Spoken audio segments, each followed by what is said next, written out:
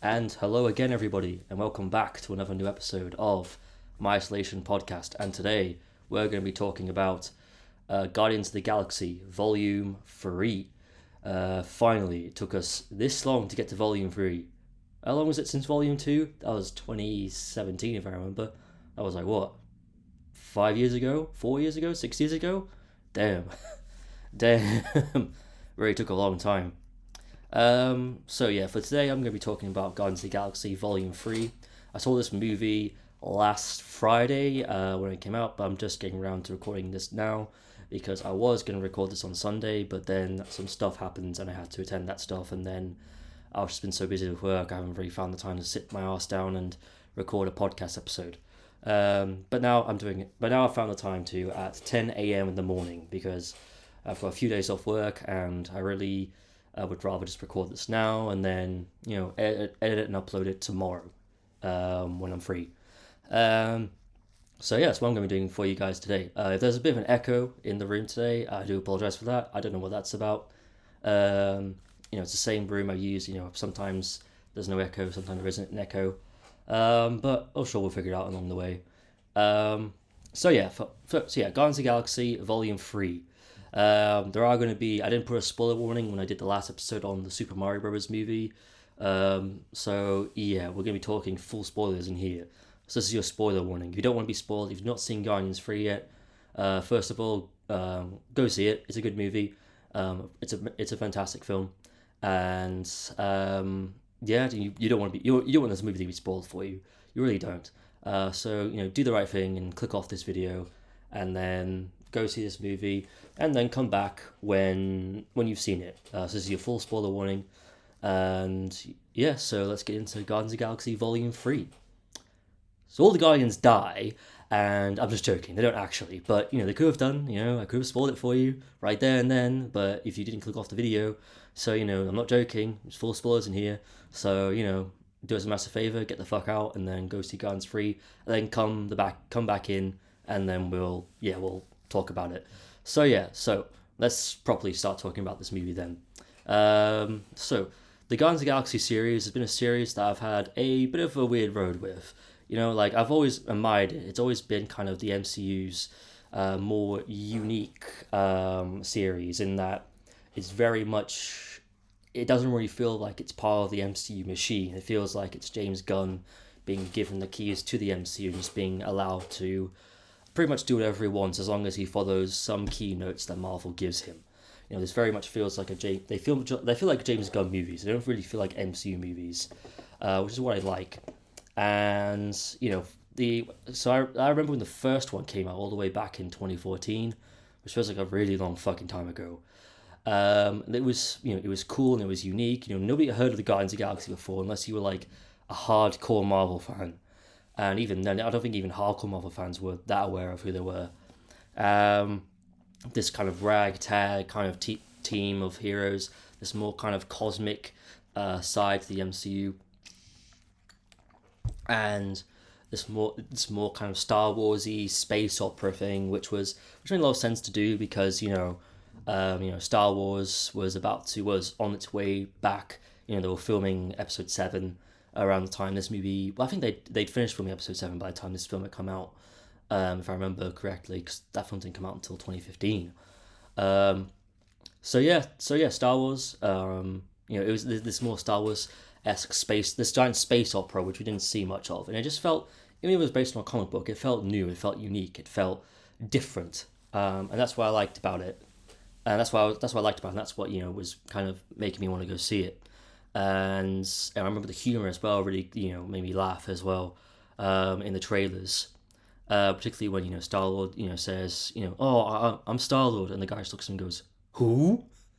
And I feel like that just made me laugh every time. Even in the movie, it made me laugh. So the comedy was always on point as well. It was a unique kind of cool little sense of humor. Slightly more edgy, I would say, for the MCU, but still good humor, and it's always tried different things, and Gunn's always been allowed to kind of be himself when he's directing it. To quickly go through my opinions on the first two movies, I love the first one. I thought it was a fun, unique kind of film that I just really enjoyed. I really enjoyed watching it. I still enjoy watching it. Um, I really enjoyed all the characters. I really enjoyed the dynamic. I really liked seeing this team come together. It was quite cool to see that. It was good to see a more cosmic side to the MCU as well. Good to see the more kind of space side to it, which I really enjoyed. The only downside, seeing Thanos for the first time was always really cool. The villain, though, I think it was Roman the Accuser, if I remember, was the villain. He was a little bit weak for me. I didn't really like his villain very much. He just felt a bit, yeah, he just came off a bit like a petty child sometimes, which I guess was kind of the point of his character, but didn't really make a very compelling villain. But then again, the MCU doesn't have great villains anyway, so I'm not really that surprised by that. Um, and then we got into the second film, which I actually didn't like very much. The second Guardians film, I thought it was a little bit too. It was a bit too stuffed for me. It was a little too many ideas. Egon, the Living Planet, was another underwhelming villain. And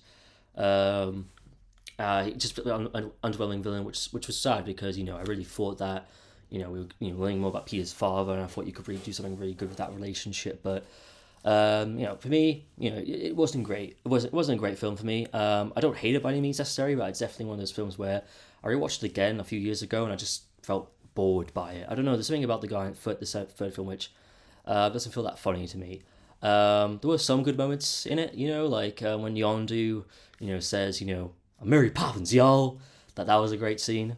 And I really liked the development of the relationship with Gamora and Nebula. I liked their relationship. I thought that was, I liked how stronger that relationship was getting in the series. And I liked those aspects about it. And there were some fun moments as well, some jokes in there. But again, it was a bit too stuffed. I didn't like the villain. Mantis came off as really annoying to me, in my opinion. I thought she was a lot better in this movie. I didn't find her as annoying in this movie, but I thought she was a bit too annoying in the second film. There were some good emotional moments as well, like Yondu's death was really emotional. And yeah, so that's pretty much the second film. I didn't really like it as much as the first, but it's not a terrible movie by any means necessary, but it's just not for me. And the holiday special, I talked about that in the very first episode, so you can go back and listen back to that if you want to. But overall, I thought it was fine. I thought it was a fine little piece of fluff. That was a good prelude to this movie, to Guardians of the Galaxy Volume 3, which we're going to get into right now. Let's first talk about the road to this movie, because this movie has had one hell of a journey for us to get here. I mean, we started off, Volume 3 got announced. Everything was all hunky dory in MCU land. Everything was going well. It was on track to meet its release date, and then disaster struck when a bunch of Republican politicians, I think it was, found some old tweets from James Gunn back in the day, making fun of some really not very edgy jokes. That ended up getting resurfaced, and he ended up getting fired from the project, which was an absolute shock. When I woke up and found out, it was like, wow, really, he's been sacked, and it was which was an absolute shock, because it was like, and then obviously everybody kind of rallied, in defense of Gunn, like the cast and the crew, they all wanted him to come back. They felt like, because it's James Gunn's series, it's an MCU series, sure, but it's his specific flavor and his specific directing style that really makes the Guardians the Guardians. I don't think anybody else could recreate that, even if they wanted to. I think there was a director they had in mind that could have done it. I can't remember who it was, but no. I feel like Gunn really, he should have been the one directing it, and luckily he was. Because obviously, as we know, the tweet resurfaced, he got fired. He then jumped ship to DC to do the Suicide Squad sequel, and then not long after that he got reinstated as director. But obviously, because he was doing Suicide Squad, he had to do that first and then do Guardians 3, so the film got delayed, and then COVID happened and it got delayed a bunch more times. But now it's finally out. It finally came out. It finally wrapped up the trilogy, finally wrapped up the series. James Gunn is now permanently stuck at DC doing their new universe, which I'm very interested in. I wouldn't say I'm looking forward to it, but I'm interested in seeing how it plays out, because the DCEU has been needing to get the boot for a while and rebooted for a very long time, a very very long time. So the road to this movie was just insane, and overall it was worth the wait, because I really enjoyed this movie. I really liked it. I thought it was just a wonderful movie. It was a very strong ending to the story. The flashbacks to Rocket's story, which we'll get into on a little bit later, they were great. They were sweet, but they were also emotional, heavy, and getting this backstory of what happened to him, and explain why he's the most reclusive member of the group and why he's always kind of been that way. I quite liked all of that, and all the other characters as well. I liked their arcs. There were some I didn't really like Adam Warlock, because he didn't really get a lot to do. Might go on to that a little bit later on, but he mainly just didn't get a lot to do in the movie. But most of them are great arcs, and it felt like a good conclusion to the series. It felt like an ending, a great solid ending, which is something that Hollywood has been lacking for a while, and I'll get onto that more in a bit. But I kind of briefly touched upon that in the John Wick episode when I talked about why I thought that film should be the last of the John Wick series. So let's go through the film. So the opening scene, for example, the opening fight scene was brilliant. It was well done. It was well choreographed.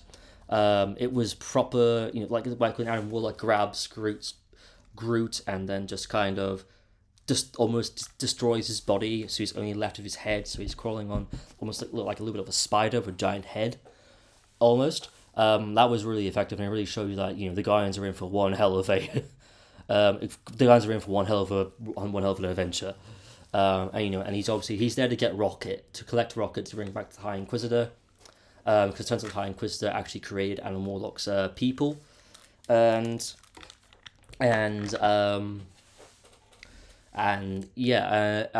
that left Rocket with a switch that a safety switch there to get past, because he got hurt. They tried getting med packs on him. It didn't work, because obviously there's a safety. I think there's a brake switch. It's a brake switch in his body, which the High Inquisitor ended up putting in there, and they had to get around that. They had to go off to save him. That right from the get go, it got off a lot of tension and a lot of suspense. Would they save him in time? Would Rocket end up dying? Which was actually a theory that a lot of people had. Everyone thought Rocket was actually gonna die in this, because of the way the trailers were edited and stuff like that. And even I thought he was gonna die. I was like, are they gonna save him in time? Because obviously, there were scenes from later on in the film that Rocket appears in, when he goes, "I'm done running." That scene was in the trailers, and that appears earlier on in the film. But you know what Marvel's like? They like to edit around stuff. They fucking shot stuff for Infinity War that wasn't that they deliberately did not put in the film to trick people into thinking that the Avengers were going to save the day. They edited out Spider-Man in the trailers for Civil War, particularly the scene where they're all lining up and they're charging at each other. So I thought Rocket was going to die. And obviously with Peter Quill as well, his dilemma of wanting Gamora back. You really felt that in him. You really got that in terms of his character, because he loves Gamora and he wants her back. But I really liked the way that story, that kind of story ended up going in this movie. I'm glad that Kim and Gamora did not get back together. I'll explain why maybe later on. But it was something that they slowly built up on. Starting with Thor: Love and Thunder. You saw him at the beginning having a drink with Thor, while Thor was kind of crying to him about his past. In a very comedic scene, which probably should have been a bit more emotional, but whatever, I guess. That's just Thor: Love and Thunder in general. Not that many emotional moments, just all comedy. And then obviously you get that further on where he's talking to Thor before Thor leaves, and he's like, you keep the people that care about you close to you. That scene as well, that kind of hints at he's struggling a little bit, and then you get the holiday special where he's really starting to struggle. It builds up to it. It hints at Quill's going through a lot. There's a lot that we're not really seeing. And then by this movie, he's finally hit rock bottom. He's drunk. He's a drunk. He has a drinking problem. He just wants Gamora back in his life, like he misses her deeply. But he can't because Gamora doesn't recognize him or remember him because the Gamora that is in the MCU now is not the same Gamora that from the past. That Gamora died, and the Gamora that came back was a Gamora from the past before she even met Quill, down a different path. He doesn't know where she is. He hasn't been in contact with her. She doesn't want to know him. She doesn't care about him. And because of this, you really do feel his guilt for letting Rocket get injured, because if Quill wasn't drunk, he would have reacted a lot more quicker. He would have reacted a lot more quicker. He also wouldn't have yelled at Rocket when he saw him with his Walkman. And you get why Quill wants to save him, because Quill has had so many people come and go in his life. His mother, his dad. He hasn't seen his grandfather in a long time, which I thought was a great kind of little callback to the first film, when his grandfather pushed him away from his mother when she was dying in hospital. He doesn't want any more people to and obviously he lost Gamora, so he doesn't want any more people to die. So you get his mission is to save Rocket, to save his family, because again in Thor: Love and Thunder he tells Thor, keep the people you care about closest to you, and that's the Guardians. They're a dysfunctional family for sure, but they're the only family he has left. In his mind anyway, they're the only family he's got left. So he doesn't want them going anywhere. He wants them to stay with him forever. And I thought that was a great kind of. I felt like Peter Quill's arc in this movie is him moving on, and I love that. I love how it's him he needs to move on. He needs a change in his life. He can't keep doing this forever. He can't keep going around space forever. He very clearly needs a change, which is a great arc for him and a great conclusion to his character, which we'll get onto a little bit more later. But I feel like it's a little bit more relatable as well.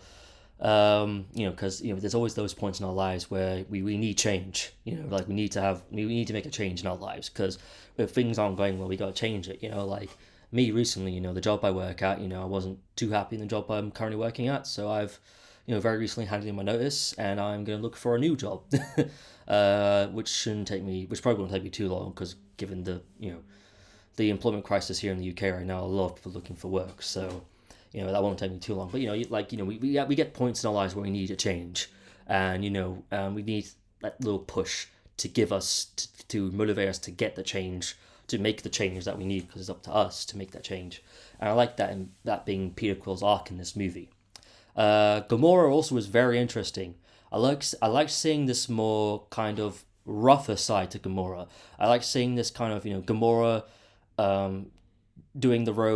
taking down the road that the old Gamora did not take. This is the Gamora that didn't side the Guardians. This is the Gamora that went off and did her own thing. I loved how she was part of the Ravengers. And again, I loved how they didn't repeat the romance with her and Peter. Like, I like how Gamora, in a weird sense, has already moved on from the Guardians and moved on from that life, even though, technically speaking, this Gamora never had that life. But it's a good kind of way to have her move on. Like, she's made the change that Peter needs to make in his life, and she's absolutely loving her life. She loves being with the Ravengers. She loves being this kind of more aggressive, badass version of herself. She feels like she's at her best life with the Ravengers, and she's allowed to make that. And I'm glad they didn't repeat the romance, because that would have been way too repetitive, way too predictable as well. The whole kind of they just end up getting back together in the end. And for me personally, I feel like that's just been boring. That's been really dull and boring. And so I'm glad they took something new with it, and they ended it in a way that you didn't see it ending. You didn't see it coming. Like, you didn't see this end. This is not the ending that you thought you were going to get with Gamora and Peter, and I felt that was terrific. And again, because again, it's her moving on more. It's about him moving on from her, because she's moved on from him. Like, she has no interest in him, she doesn't know him. And while there are moments where she may consider rejoining the Guardians, or she may think about giving that relationship one more go, in the end, when she says, "I bet we were fun," she's made a choice. She goes, "I can't go back to the life that the alternate version of me went to. I need to do my own thing." It's about her moving on. And and not to mention, like there are like some great dramatic moments with Gamora, like when she pushes Quill and she yells at him, being like, "Oh, why do I need to be the thing that you want me to be?" Like at that moment, very clear. That's clear, like the moment where she kind of goes, "You need." That's pretty much her telling him, "You need to move on." And I like that. This was the theme of Guardians 3. It's about moving on. It's about change, and that's why I like that's probably the one thing I do really like in this movie. It's the main theme of moving on and making the change necessary to better yourself and give yourself a better life because of it.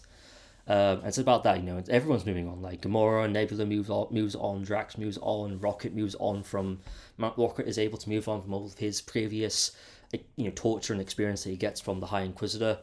It's all about moving on, and then it's about ending this chapter and starting a new one. Quite literally, because this is the end. Hopefully, if they make a Guardians Volume 4, which we'll get into that later on. So yeah, Gamora, I liked her. She was part of the Ravengers. And she had a lot of great moments as well. Nebula as well. She had some fantastic moments as well. Nebula is a character that's starting to grow on me a lot. I mean, Karen Gillan. As a Doctor Who fan, Karen Gillan has always been a great, one of my favorite, actresses. I loved her in Doctor Who, except for Series 7 because Amy was just really unlikable in Series 7. But I don't really like Series 7 of Doctor Who anyways. I feel like that's probably the worst of the revival, which I'll get on to maybe sometime in the future. I'm thinking of actually doing a retrospective of, the revival series, but doing it episode by episode. So it's kind of a road to the 60th if you like to think of it that way. Maybe even get some guests on for it. So we'll see what happens there. But Nebula's a character that's starting to really grow. That started to really grow on me as time went on. She went from being this funny, over the top, kind of grouchy cyborg, and then in Guardians, her and Gamora were the highlight of Guardians 2 for me. Going for the relationship, especially that moment, especially that really great moment when she said, "I wanted a sister." That's it. That moment as well. They have that conversation. That was just such a good moment, and you felt for Nebula, and you started to really understand that actually Nebula just kind of just wants to be loved in a weird way. And you got to see her relationship with Gamora start to like get closer and closer and closer together. So when Gamora dies in Infinity War, you really felt the impact when she found out, and she misses Gamora very much in Avengers Infinity War, and then she was able to bring Gamora back in Endgame, which was really good. I really liked that moment with her and Tony Stark in Endgame, where he's teaching her how to play that little board game thing, and she's just trying to get the hang of it. And then there's that very sweet moment when Tony puts the blanket over when she's asleep because he's about to die, but luckily Captain Marvel saves him in the end.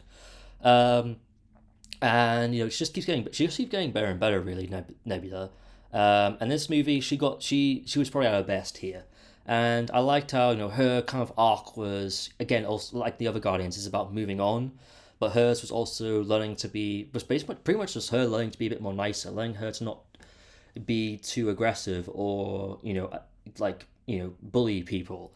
Much like when Mantis sticks up for Drax, and she's like, you shouldn't be mean to him. He's just trying to help. So what if he's an idiot? And then obviously when when Nebula sees Drax, acting that way with the children in the high, being a father, being a dad, she realizes that actually, that's his role in life, and she even says that to him, and that's why she wants Drax by her side when she creates her own society. And it was such a great moment, at the end where she's dancing and celebrating, and she's smiling, and she's for the first time in this series we've seen. I think it's the first time. It's definitely the first time. I'm 100% sure that's the ending scene. We've seen Gamora smile, and in a weird way, I feel if you've seen her happy, and I feel like that could be maybe that was her character arc. That was her whole arc as a character. It was her getting to a place where you could finally see her happy. And she's happy at the end. She wants to build this new society. She's got this new kind of perspective on life after everything they've been through, and she wants to create. She's seen what the High Inquisitor does to people and does to societies. Like his way of creating a society is just pure fucking evil. And she's like, I want to rebuild a better society for nowhere, a stronger, more positive society. and you see her dancing with the children and everything, and it's a great ending to her character. Nebula had some great moments. She's been a fantastic character, and she got a great ending. I don't think she should ever come back. I don't think Karen Gillan probably wants to come back. I think Karen Gillan's probably done with the MCU now and probably wants to move on to other things, like maybe coming back for the Doctor Who 60th anniversary, maybe, which probably will never happen. That's probably not going to happen. She's way too expensive for the show now, but you never know. Disney could persuade her with the Disney Plus deal and everything, so we'll see. We'll see. Drax was a lot more better than previous installments. I loved Drax in the first film. I found him funny, I found him hilarious, but I also found him quite dramatic and quite tragic. When he lost his daughter, he lost his wife to Thanos, and that was the thing he was after. He was after avenging his wife and daughter. But then in the I think we'll start with the second film, and then kind of moved on with the two Avengers films and Thor: Love and Thunder. He just became kind of this big dumb idiot for comedic relief. And which was fine because he was like that in the first film, but they combat that with a lot of dramatic moments. Like he wants to get he wants to avenge his family, the death of his family. He wants to, in a weird way, avenge them and maybe try and get them back.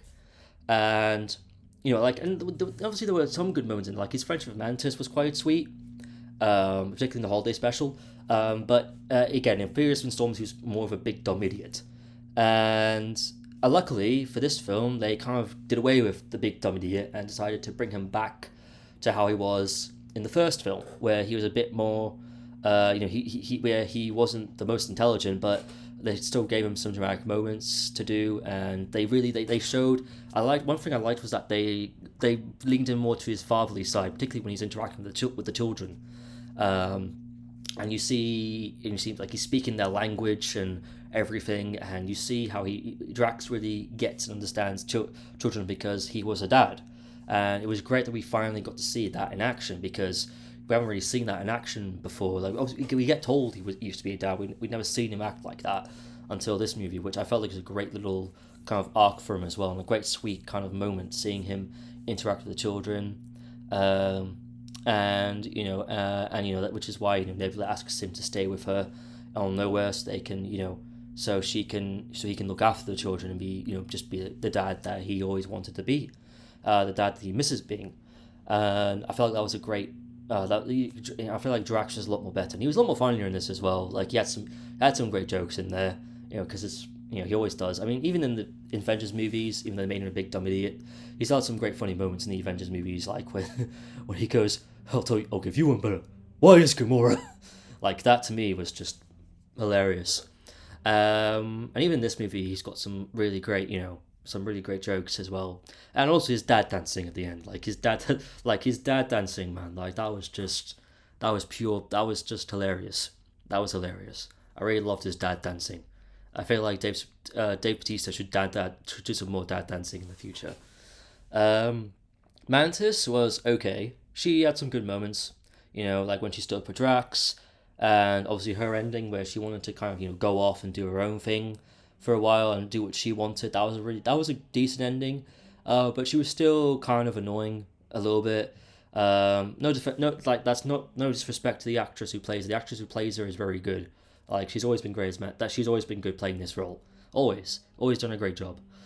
It's just the character that I find the character of Mantis quite annoying. But she was okay in this. Like she was bearable. And again, like her ending of wanting to go off and do her own thing, that was very sweet. That was quite sweet. Especially when she waves goodbye to Drax and Drax waves goodbye to her, because they had a very close relationship as well. They didn't really elaborate that much on the brother-sister thing that they established in the holiday special, but I feel like they do bring it up once in the film, and she does have some good moments with Chris Pratt though, with Star-Lord, like when he goes like, oh yeah, people on my world die when they're 50, and she was like, oh, so you're going to die soon? And he's like, I'm not 50. And it's like, yeah, like, because Chris Pratt does not look 50, to be fair to him. He looks about like mid-30s, to be fair to him. So yeah, Rance was a good character. Was okay. She was okay. She was a fine character for what she was. And now let's talk about the elephant in the room. Let's talk about the High Revolutionary, or the High Ev, as I have in my notes, because I couldn't be bothered to type evolutionary a bunch of times. A very so the last two villains, Roman and Egon, I thought were quite weak. This guy makes up for them. In fact, this guy makes up for a lot of bad MCU villains. This is a great villain, much better than previous MCU installments, really, and even the previous Guardians movies. As I've said, he just he's the villain that I've been missing from my movies. This is a villain that is evil, just pure, like unapologetically evil. Like he's just evil, and he knows he's evil. Like he knows he's evil, and but he doesn't care. Like to him, he thinks his way of doing things is the correct way. He wants to play God. Like there's that line where he says, "There is no God. That's why I stepped in." He wants to. He loves playing. He loves playing God. And I do think in a weird way he knows what he's doing isn't right, but he just doesn't care. Like he wants to create his new society. He wants to get things his own way. Hence why he acts like a spoiled. He does act like a spoiled child, but the actor that plays him, whose name I cannot remember, and I'm so sorry, I haven't got it written down in my notes here. But I feel like even if I did, I probably wouldn't be able to pronounce it very well. So we'll leave it at that. He does such a good job at making this villain. He was scary at points, man. I'm like, there was also like James Gunn really did lean into his horror roots in this movie, which I really liked, which was a first as well for the Guardians movies. But this villain was just, he was evil, and he was unapologetically evil, and I love it. There wasn't any of that nonsense of we gotta feel there wasn't no we need to feel sympathy for him, or we have to understand where he's coming from, or he's not bad, he's just misunderstood. Like, nah, this is a proper bad guy, a proper evil bad guy, and I love it. Yes, I want more of these villains, please. I want villains that are just plain old evil. I love villains that are evil. I miss villains that are pure evil. That's one of the main reasons why I'm looking forward to Wish, that new animated Disney movie that's coming out soon. I think in November or something like that. Because like the villain in that film, he feels like a classic Disney villain. He's just evil. Like there's no tragic backstory. There's no we gotta feel sympathy for him. We have to understand where he's coming from. Or he's not really evil, he's just misunderstood. Like, no, he's evil. He's pure evil, he's selfish, and I love it. And that's why I also love the High Inquisitor as well. Because this guy, you hate this guy. Like, you really, you see the things that he's doing to people, doing to these, not people, sorry, doing to these animals as well. And it's so cruel. It's scary, and it generally, you despise this character.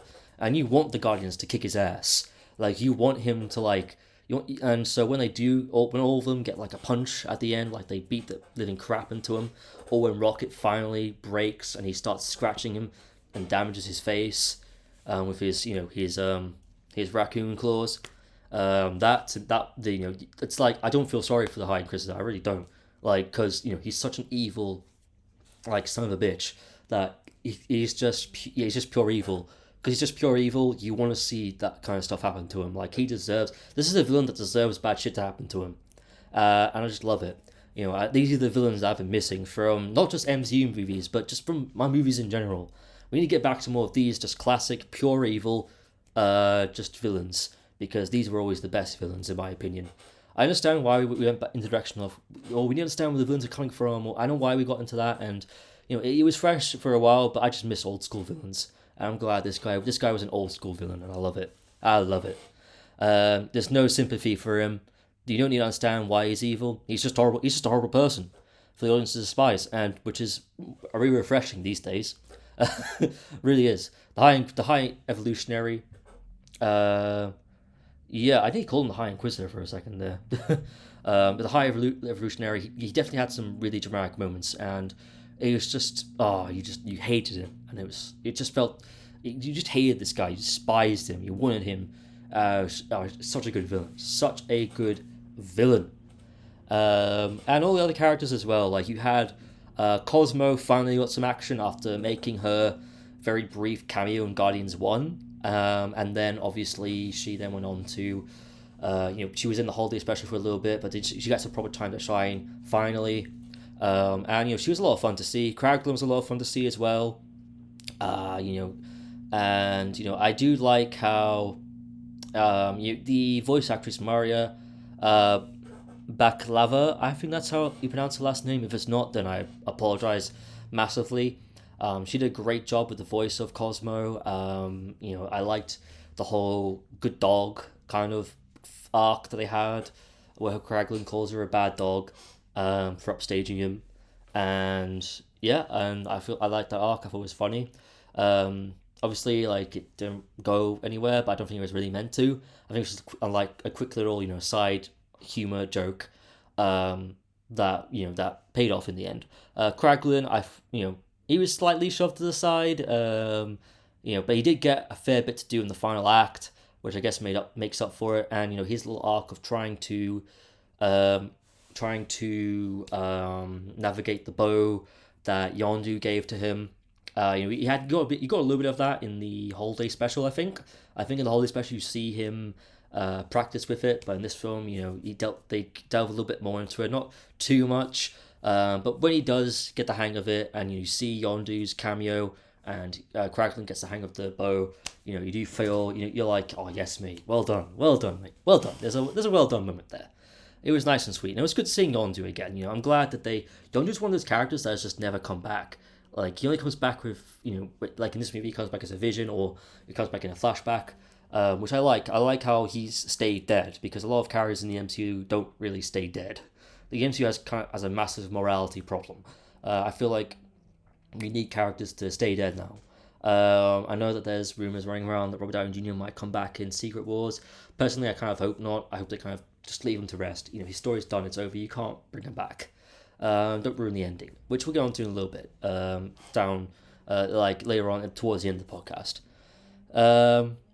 And Groot as well didn't get much to do, but I feel like because Groot has had quite a fair bit of development in the last couple of movies, I feel like it's fine that it was fine with me that he didn't get much to do, as well.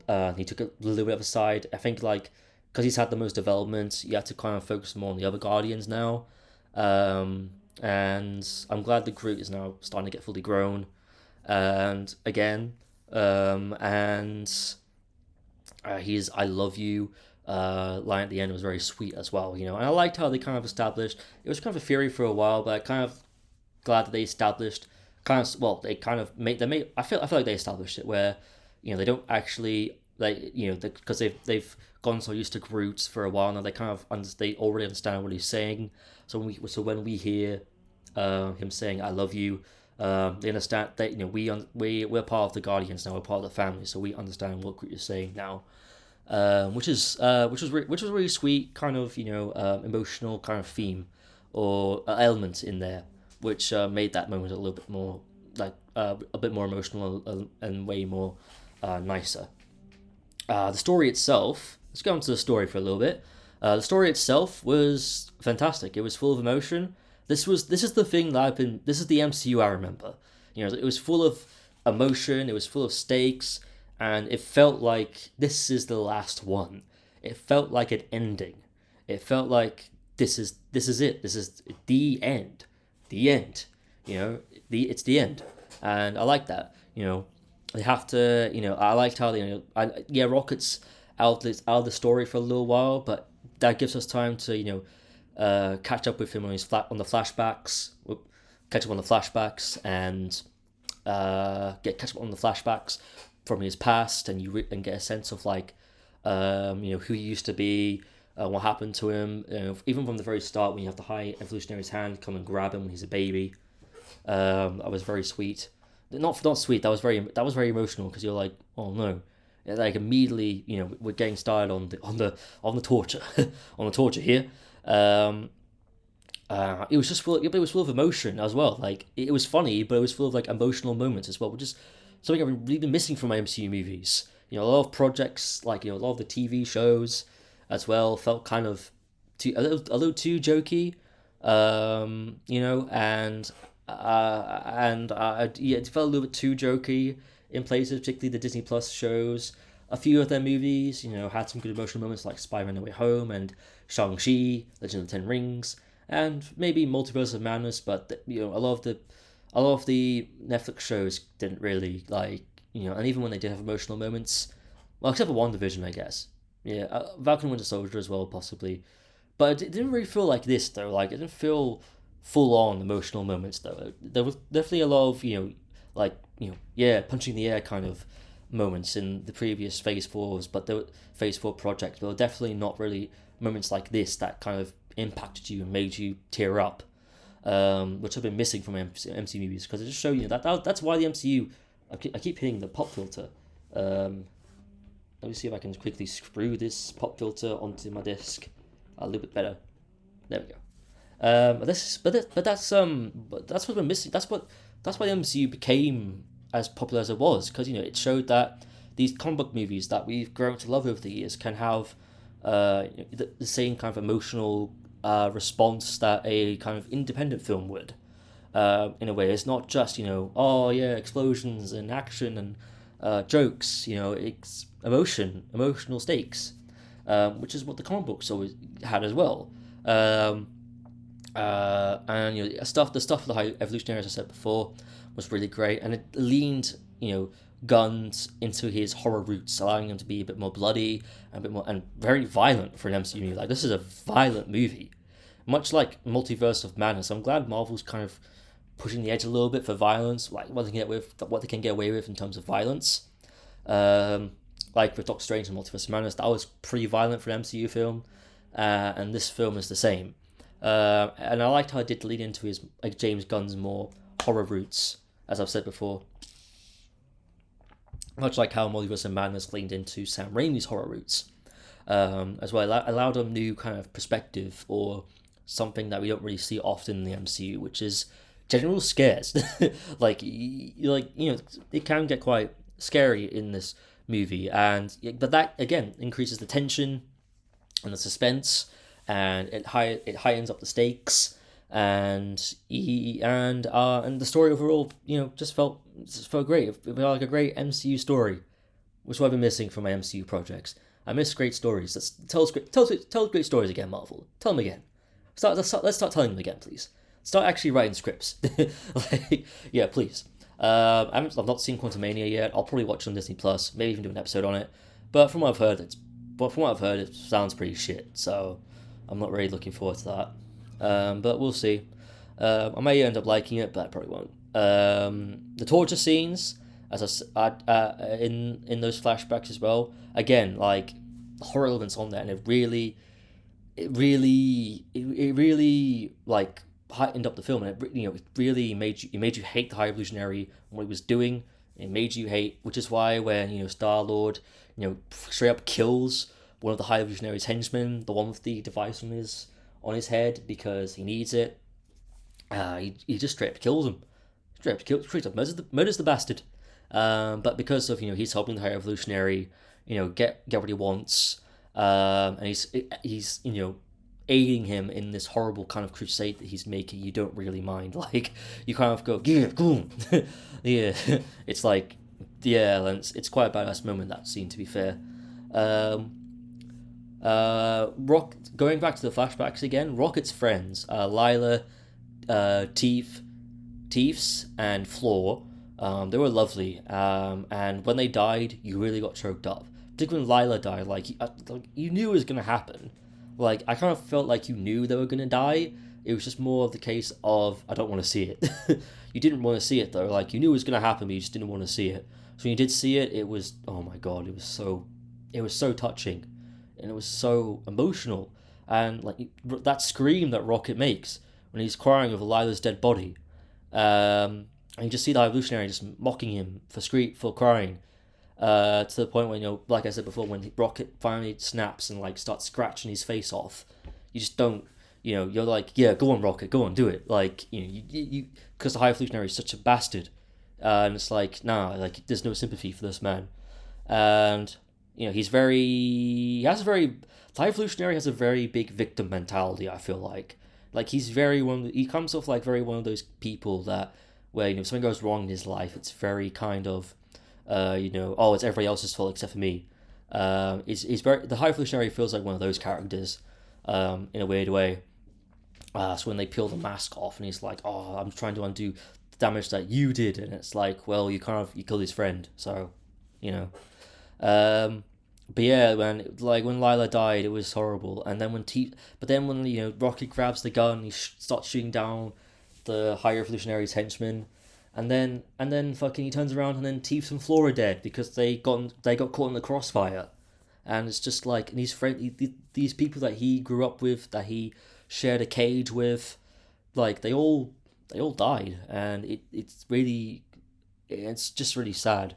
It was sad because the voice actors did a very good job. I know that the person who voices Lyra plays Hawkeye's wife in the MCU, which is I'm glad they're giving him more to do. It's nice, I guess. Um, and yeah, Tooth and Flo were also very lovely characters. They were just a wonderful group, and when they all died, you really felt that kind of heartbreak, particularly especially with Rocket's scream. You really felt that heartbreak with Rocket's scream. It was just horrible, man. It was horrible. It was awful. Um, Laying away from the tension and drama for a bit, let's talk about the comedy. The comedy was very good, especially when compared to Volume 2, where the comedy did kind of fall flat in a few places.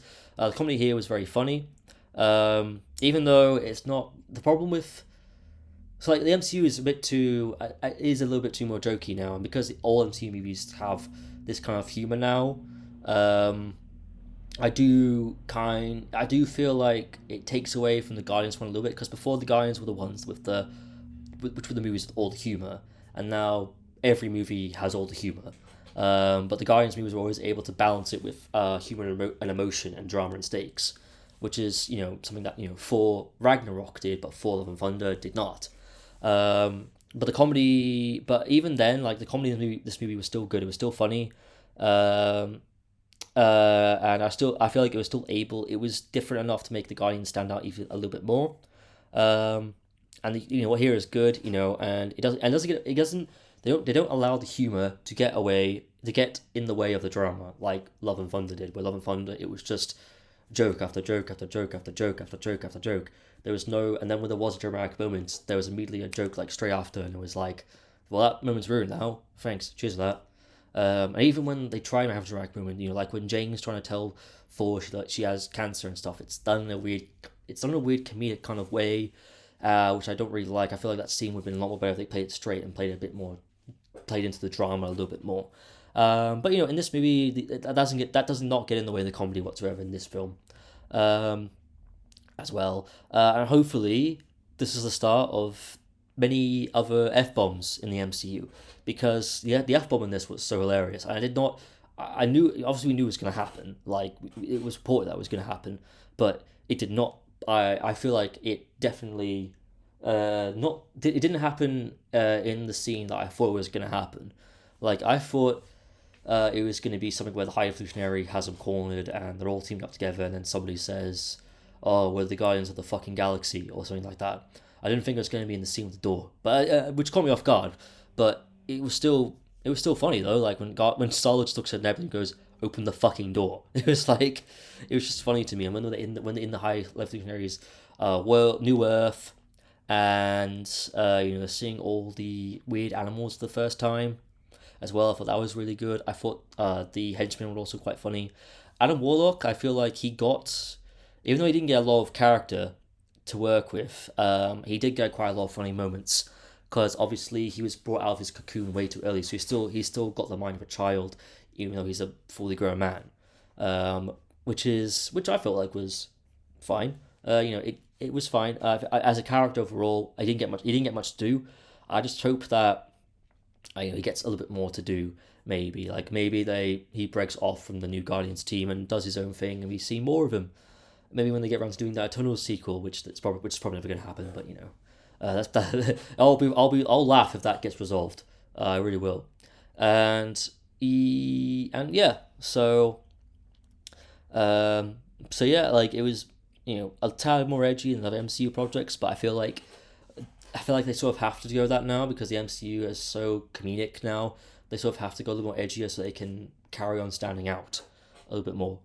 Like when like in the scene where the animals are coming off the thing, and then the monkey jumps on the woman's face and he starts scratching it. Like that was a very dark kind of joke. But I feel, but it was still fun. It was funny, but it was very dark. You wouldn't see that in another MCU kind of film. I feel like you would not see that in another MCU film, except for the Guardians movies, in a weird way. And yeah, so the comedy in the comedy film was really strong. We went back to being a much more stronger comedy than the second film, which felt a little bit flat in places, for me anyway. Um, and yeah, it was strong comedic action, comedic timing. I mean, and again, it showed and jokes like when Chris Pratt goes, I'm not 50, and stuff like that. Like that's like that does make me laugh. Or when Drax is when Mantis tells Drax what to say to him, and like that was really funny, especially when he goes off on them. Goes on and on and on, and it just gets more and more stupid every time. Um, the action in this movie was fantastic. It was great. It was very inventive, as usual with James Gunn. He's very good with his action. He's very great. James Gunn is very good at creating action sequences that feel new and feel inventive, and he was able to increase the stakes. So like when they're in the orgoscope, that was great, and it showcased why Gamora cannot be part of the Guardians anymore, because she is just so far off doing her own thing. Like she's so far off in her Ravager's kind of mind of doing stuff that that she is just way too aggressive and way too violent for the Guardians, and that's why she can never rejoin them. I also liked Nebula's laser hand as well. I thought that was a really cool addition to see. The final battle of the High Evolutionary was, it was grand, it was epic, particularly on his ship as well, where all the explosions are going off, and which felt really good. And then there was stakes in there where you felt, the Guardians, could die maybe, and it was very satisfying. That with the final battle with the High Evolutionary, when you have Rocket fighting him and Rocket fighting, and then like the Guardians all come in to save Rocket, and I like how they all get at least one punch into the High Evolutionary because he's that unlikable as a villain. They all get one punch, and it's so satisfying and it's so good, and I love it. I love it. That scene to me was very good, and that hallway scene as well. I mean, it's been done a million times in the MCU already, particularly in the Daredevil series. But James Gunn it's done the whole like one take kind of thing, which a lot of action movies are doing now. Which I can bypass with this for me, because the action sequence was so brilliantly choreographed and looked so amazing that I can give it a pass for this. But I'm kind of done with that kind of one take action sequence now. I feel like it's starting to get boring now. I feel like let's kind of step away from that for a little while, rest it for a bit, bring it back later on. But for this movie, it was fine. I also really liked how it was weird. It was also weird how they did that to the song "No Sleep in Brooklyn," because obviously the last episode we were talking about the Super Mario Bros. Movie, which also had Chris Pratt, and "No Sleep to Brooklyn" is also in that is in that movie. In fact, I think it's the very very first pop song in the film, possibly, if I remember that correctly. Which I guess, well, it makes more sense here. I guess it did help with the action sequence as well, but it does make me wonder, what's with the Beastie Boys being used now? I mean, they must be having a cracker of a year with the royalties they're getting with their songs being used in all these movies. And why are they being used? Why is the song being used for Chris Pratt movies? Like, does Chris Pratt just love these boys that much? He just requests that in each movie he's in, they gotta play "No Sleep Till Brooklyn," or "No Sleep in Brooklyn." Um, uh, and maybe that's it, but you never know. But it was fun in this movie. But I just thought that was a really funny coincidence how like Mario and Guardians came out 1 month apart from each other, literally 1 month apart from each other, and now they both have that song. Who knows? Maybe the Beastie Boys are going to be used in more movies. Who knows? Um, but yeah, and the final scene where Star Lord nearly dies, like he doesn't have because when he's in space, he hasn't got his helmet on, which I felt like, where was his helmet as well? Like, what happened to that helmet he had? Did he just forget to take it with him? Because that would have helped him out a lot in that scene. But it was still a good climax. You thought, oh no, is Star-Lord actually gonna die? Like, because this is the last one. They could kill him off if they wanted to, but they didn't in the end. Like Adam Warlock saved him. I liked how his face. I did like how because he was in space, like without a helmet, like his face was quite swollen up, by being in space, without a helmet. Adam Warlock, saved him in the end, which was fine. But at the same time, though, as I said before, he kind of was just a dumb idiot, Adam Warlock, and which is kind of what Strax kind of turned into. Except Strax had a little bit more character in this film. Well, Adam Warlock didn't really have a lot of character because Adam Warlock didn't really have a lot to do in this film, which is why I kind of hope that Adam comes back in future movies. But again, like the actions in this movie was fantastic, and was great. I'm gonna miss James Gunn's directing style for these action sequences. So hopefully he keeps us up for the DCU when that comes around next year or 2024, 2025 maybe. I don't know. We'll see. When Superman Legacy comes out, or is that not the first one? I don't know. I'll have to look it up. But yeah, the action was fantastic in this. But I think the biggest emotional gut punch, to me at least, in the movie was when Rocket was very, very briefly did go to heaven. Like you thought, like, oh no, he is actually gonna die. Like, Peter is trying to bring him back to life. The code that they needed for the brake switch has not worked. Hasn't worked. Well, it's worked, but it still hasn't. It's still not helping him. And Peter's a moment when Peter's just screaming like he needs Rocket to come back. Like he doesn't want Rocket. He doesn't want his friend to die. Basically, he doesn't want his friend dying, and he doesn't want his friend to pass away because he's lost too many friends along the way. And then you see Rocket in heaven, and he sees Lila. He sees Teefs. He sees Floor, and she's talking about how we traveled the universe. We saw the sky, all in heaven, and everything. And he wants to be with them, like they were his OG family, in a weird way, and they were his original family, and he wants them back. But I do like how Lila, that's a moment when you do think to yourself, is he really gonna go? And then Lila then goes, but you're needed here, and but you're needed here. Your story isn't done. You have to go back. And then she tells him, this has been your story the entire time. You just didn't know it yet, which is cool when you think about it. Like, like this has been kind of, they've been building up to Rocket's story for a while now, and in a weird way, he kind of was the main character of the Guardians movies, really, which is quite interesting and quite cool. I also really liked the scene. I forgot to mention this earlier, but I really liked the scene where he walks into the all the cellars with all the animals when they're rescuing the children, and he sees the baby raccoons. Because in the movie, in all of these movies, Rocket kind of denies that he's denying that he's a raccoon. Like he always says, "I'm not a raccoon." So then when he sees the baby raccoons, and he sees himself, and then he looks at it. He says the words raccoon, and that's when he sort of realizes. That's when he comes to terms with the fact that he is a raccoon.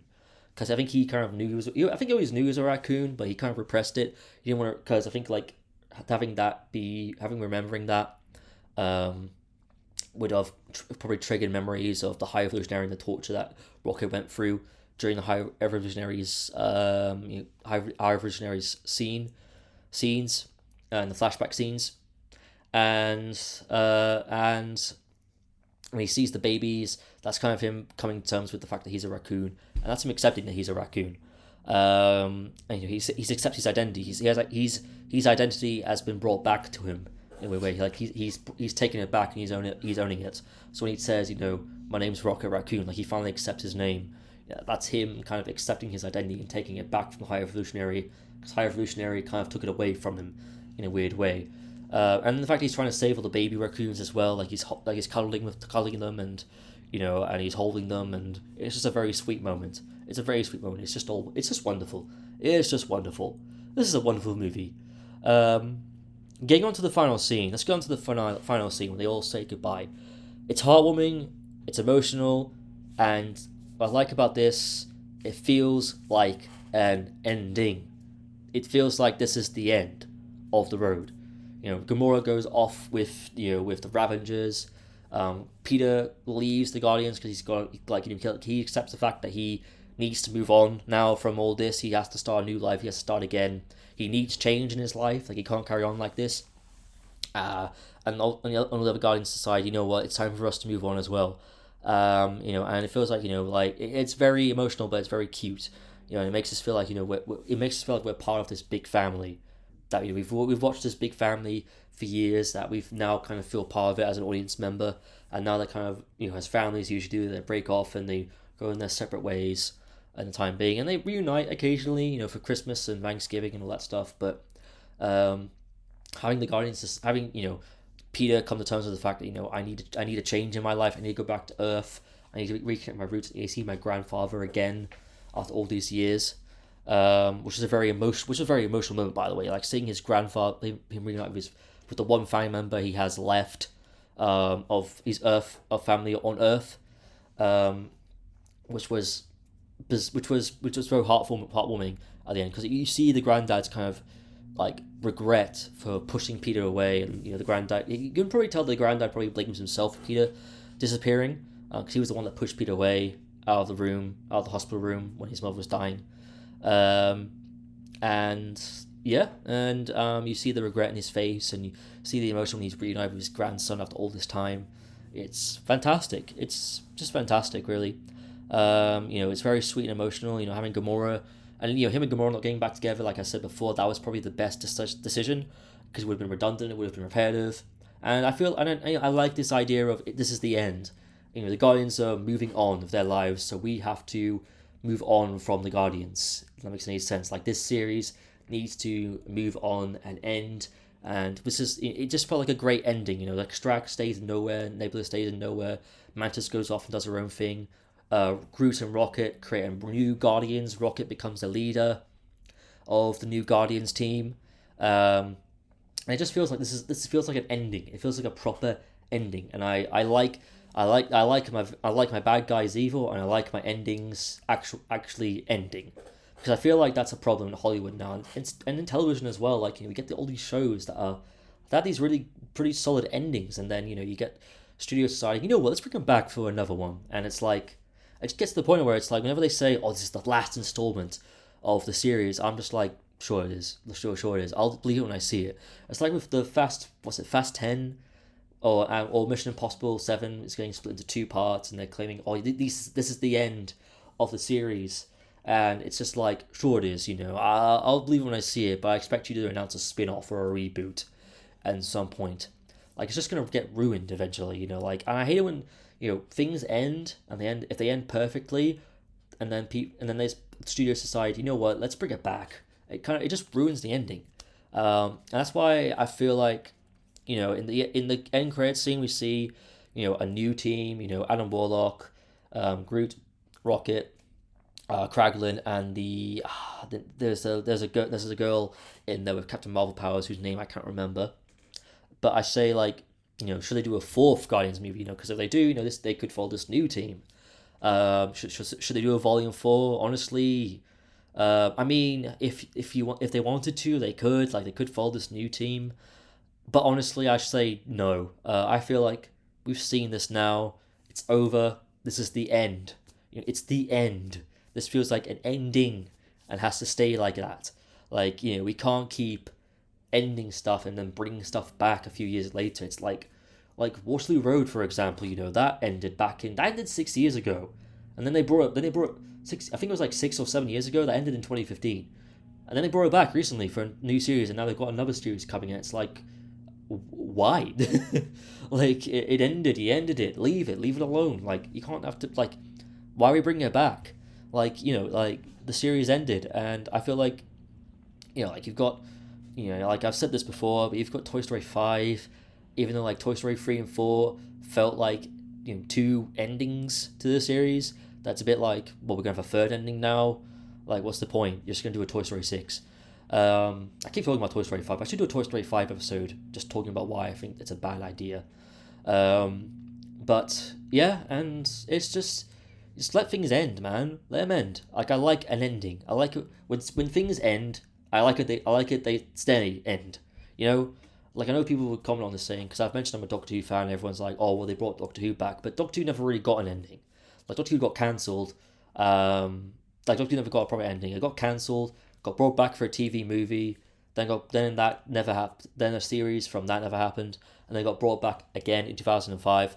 But if Doctor Who were to end like tomorrow, and if, as long as it was a good ending, then I'll be fine with it. You know what I mean? It's like with Indiana Jones 5, saying, oh, this is the last one, this is the final one.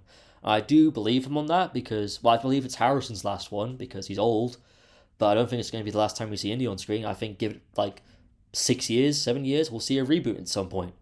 Like, and then whatever great ending James Mangold crafts, it's just going to get ruined. And it's the same thing with, with Hugh, like, I'm excited to see Hugh Jackman come back as Wolverine in Deadpool 3, but at the same time, like, Logan was not only a good ending to, the Fox version of the character of Wolverine, it was also a good ending for Hugh Jackman in general and his time in Wolverine. You know what I mean? Like, it just feels like it felt like a great ending, and then now he's coming back as Deadpool in Deadpool 3, and people will say, well, he's gonna be playing a different version of the character, but it doesn't matter. Like, the ending's ruined now. Because again, that was not only ending like that version of Wolverine, that was also ending Hugh Jackman's time playing Wolverine. And now we're bringing him back 6 months later, so that ending's just, it's ruined. Ending ruined. And it's just like, I feel like with the Guardians movies, this series needs to stay, it's over now, and it needs to stay that way. Like, this is the end. It's been the end for a while. This is the end of the Guardians of the Galaxy, and it needs to stay that way, in my opinion. I don't think there should be a Guardians 4. I feel like there shouldn't be a Guardians 4, basically. I don't think the Guardians should come back in Avengers, Kang Dynasty, and Secret Wars. Obviously, one of them is going to come back, and that's Star-Lord, because they have that thing at the end where they say the legendary Star-Lord will return. I'm okay with having just one of them come back. Like, if Star-Lord's the one that gets the comeback, fine, because he's back on Earth now. It makes sense for him to come back in those two movies, I guess. But I don't want but that's if he comes back in those movies, that's pretty much, that should be it then. I don't want a spin-off Disney Plus series where it's him on his time on Earth. I don't want any of that. Like, I'd rather keep him retired, keep him out of the limelight for a while. Like, it ended. It's an ending. So let's keep it at that. Please. And it would make sense having him be the only one to come back anyways, because, again, the Guardians have all moved on, and he's moved on to Earth, and Earth's probably going to get affected by whatever Kang ends up doing in Kang Dynasty. And Secret Wars, if Kang's going to be the main villain in Secret Wars as well, or they're going to do a big, twist, and it's going to be Doctor Doom, which I feel like that could be really cool. Though. Like, if that's the way you introduce Doctor Doom into the MCU, that'd be fantastic. Like, make Doctor Doom the real villain. I say. I mean, Kang's great, but let's get some Doctor Doom in there, because we've never had a good version of Doctor Doom on screen, like, ever. Like, they've all been crap, especially the Fan 4-stick one. Oh god, don't get me started on Fan 4-stick. But yeah, and with that out of the way, I think that's pretty much. Yeah, I think I'm gonna wrap it up there. We're on an hour and 8 minutes at time recording this, so you know what? I'm gonna wrap it up there. So, Guardians of the Galaxy Volume 3. I thought it was a really great time. I thought it was a really good movie. It's a very solid time. If you still haven't seen it and you sat through this whole thing for the spoilers, first of all, why? Second of all, go see it. If you have seen it, go see it again. Go see it a third time, then go see it a fourth time. Just go see it. Go see it a bunch of times. This movie deserves as much box office as possible, man. Like, this movie deserves, a big box office result, I think. And if this is the start of the MCU finally getting its movie magic back, like, if this is the start, then I welcome it. This is a pretty great starting point to the MCU getting back to greatness again. Fingers crossed, though. Like, fingers crossed that this is the start, or this could be just a fluke. This could be a one-off. This could be a fluke. But I feel like this could be the start of the MCU getting its movie magic back and getting its overall entertainment magic back, in general. But we'll find out when the Marvels comes out, which I'm very much looking forward to. The movie looks like a lot of fun. I really like Kamala Khan as a character. I really like Monica Rambeau. Captain Rambo as a character as well, and Captain Marvel I think is all right. Like, I don't hate Captain Marvel like a lot of other people do. I just think she's fine. She's all right. She's okay. She's fine. But I do hope she gets. I do hope she does, and yeah, she'll probably do fine. Like she looks like like Brie Larson looks like she's having fun in this one, and I think that she'll work off the others the other characters a lot better. But we'll see when the Marvels comes out if the MCU really is starting to get its movie magic back, as well as its magic in general back. But for now, Guardians of the Galaxy Volume 3, it's a great time. It's a great movie. I really enjoyed it. It's a great ending, and it should stay that way. Do not do a Volume 4. Leave the ending as it is. Let's have good endings stay like good endings. Let's not do this thing where we bring stuff back after a couple of years. Like, nah, let's keep the endings as an ending, please. Let's stop ruining good endings. This was a great ending, so let's not ruin it. Don't do a Volume 4. Guardians of the Galaxy Volume 3, good movie, great movie. Go see it if you haven't yet. If you have, go see it again. Go see it 3 times, go see it 4 times. I don't care. Let's get this movie's box office up and running, please. Out of 5, I'd give it a 4. Out of 10, I'd give it an 8. Actually, no, you know what? No, out of 10, I give it a 9. I give it a 9 out of 10. It's a very solid time, and you're gonna have fun while watching it. And that's pretty much it for this episode, guys. Thank you so much for tuning in again. The Indiana Jones retrospective, it will be coming around June, I think. In the meantime, I might do a Spider-Man retrospective because Spider-Verse Across the Spider-Verse comes out really soon, which I'm really looking forward to. So I might do a bit of a retrospective on all the other Spider-Man movies, excluding the Venom spin-offs and the Morbius spin-off, because I've not seen Morbius yet, and I've not seen Let There Be Carnage, and because of the cost of living crisis at the moment, I can't really afford. I legitimately cannot afford to buy to go down to a CEX and buy a cheap, DVD of those 2 movies and watch them. I might do an episode later on once if a financial situation gets a lot better. And yeah, so that's pretty much it, guys. But before I end this episode, I just want to quickly do a little bit of housekeeping. So for those of you who don't know, I have a bachelor and a master's degree in digital film and television production, and I've been trying to find some work in the film TV industry. When I finished my BA, I was doing a lot of voluntary stuff, and that was good. Then I went to my master's, and I carried on doing a lot of voluntary stuff while getting that, and that was also good experience for me. But unfortunately, after COVID, it's been a bit of a struggle to try and find anything really, like any work. And I've got these 2 degrees hanging up on my wall, and I feel like I want to do something with them. So which is why I created a website, which you can find linked in the description below. And the only thing I ask for you guys to do is just to share my website around as much as possible. Share it around, share it to your friends. If you know someone who's got a film project, they need help. Share my website so they can get in touch with me about the project, and we see if we can arrange something. And yeah, so just share it around as much as possible. You don't have to be a regular member here. You don't have to be a regular viewer here. You don't even need to subscribe really. You don't have to subscribe if you want to. Just share the website around, and I'll be happy, and I'll keep making videos here. So just keep sharing my website around as much as humanly possible, and I'll be happy. And I'll really be happy. And that's pretty much it for this episode, everybody. Thank you so much for tuning in, and I'll see you whenever I see you next. Take care.